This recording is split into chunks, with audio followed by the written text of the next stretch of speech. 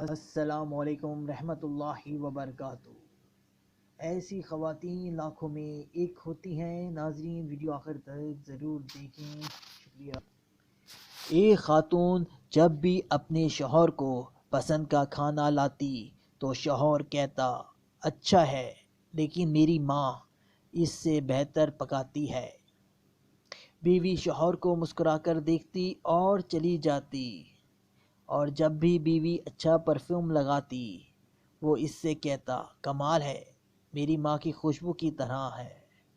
وہ مسکرا کر رہ جاتی، اور اسی طرح اس خاتون نے ساری زندگی ایسے ہی الفاظ سن سن کر گزاری۔ ماں کرتی ہے، ماں کہتی ہے، ماں کا پرفیوم، ماں کا کھانا پکانا وغیرہ وغیرہ۔ بیوی ہر بار مسکرا کر رہ جاتی۔ شادی کے 27 سال بعد ان کی والدہ کا انتقال ہو گیا۔ والدہ کی تدفین کے بعد شوہر اکیلا بیٹھا تھا۔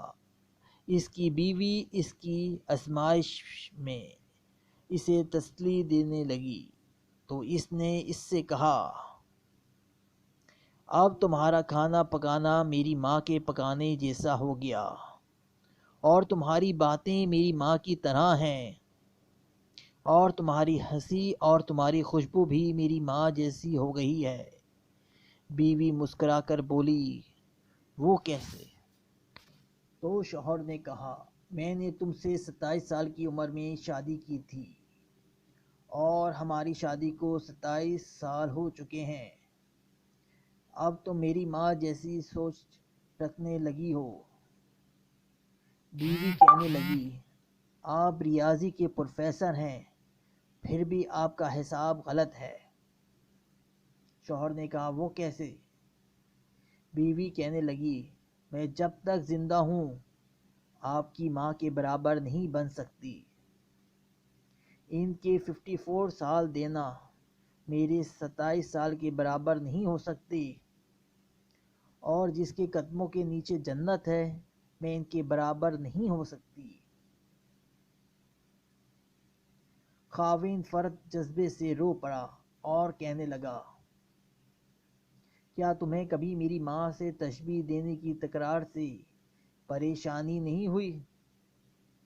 میں ہر کام میں ماں کو یاد کرتا، ان کی تعریف کرتا تھا۔ اس نے کہا، نہیں، کبھی نہیں، بلکہ معاملہ اس کے برعکس ہے۔ خاوند نے کہا، وہ کون سی باتیں ہیں جو تمنا کرتی رہی اور میں تم سے پوچھ نہ سکا؟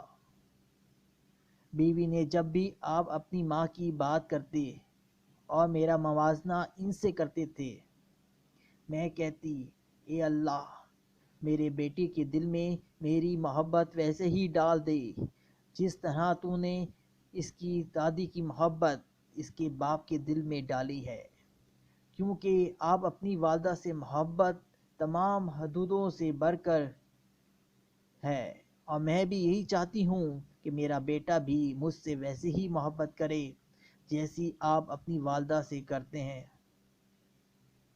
اور میرے سرتاج مجھے آپ پر فخر ہوتا ہے کیونکہ آپ کا بیٹا آپ پر ہی جائے گا۔ اے اللہ، ہمیں والدین کی رضا حاصل کرنے والوں میں شامل فرما۔ اگر آج کی بہو یہ بات سیکھ لے تو بڑھاپے میں پرسکون رہے گی۔